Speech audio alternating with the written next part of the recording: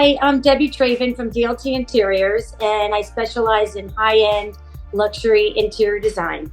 We also specialize in gut renovation and full turnkey projects. I started in high-end couture fashion because that's what our family, has been doing for 3 generations. So I thought that would be my road also because I love fashion as well. And then when we were living in the city and we were moving to our first house in Westchester, we were looking for a property and a home, and we couldn't find anything that we wanted. A beautiful backyard. That was a priority. So we found a house that basically had to be knocked down and started from scratch, a full gut, a huge project. And I thought that I could tackle this on my own for some crazy reason. I don't know how. And I had no prior experience. And we did the entire house, interior, exterior. And then when family, friends, neighbors, whoever came to the house would ask me, who did you use as an interior designer? Because it was all finished, it was all complete. And I was like, well, I did it. And they're like, oh my God, you need to do this for real, like make a business out of it. And I had 3 kids and a baby at the time. So I was like, no, I don't think so. I can't do it. Then when the kids, got a little older, we moved back to the city, New York City. And I decided that this is the time for me to really start my own business. So I went back to the New York School of Interior Design to learn and make it legitimate, feel like I can, just gain a lot of back knowledge that I didn't have. And I just plunged right in and started my own business. And it was just one project after another.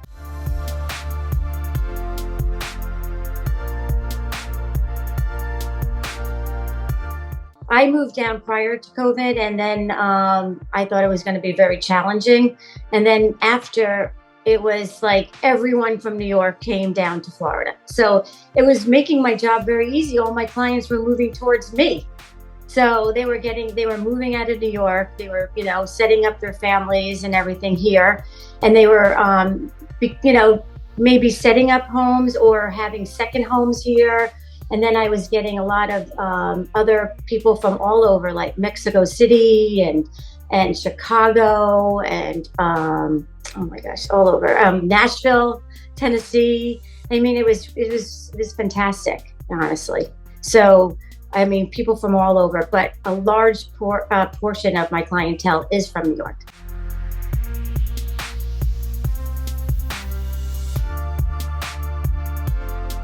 This is a very, a special project to me because over all these years that I've been designing, it's always catered to my client, like I was saying.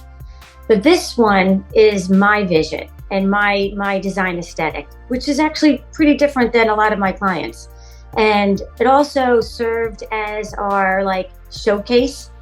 So I would pick all my favorite vendors, I put them in because a lot of my vendors aren't, nearby in Florida. A lot of people can't see and touch it. So it's something that they can actually visualize. They could sit down on the sofa. They could see the quality. They could see the materials and the beautiful lighting and the materials that I use, very high end, and also beautiful fabrics that is hard to see through pictures. So that was part of it, to see the quality of the work that we do. I love the ocean, so now I got my dream place of being able to gut it because the place was a disaster. I mean, it's in an older building, but it's incredible ocean views. I mean, it's panoramic corner ocean views. So my aesthetic would be, I call it beachy glam because it's beachy, but yet it's glamorous at the same time.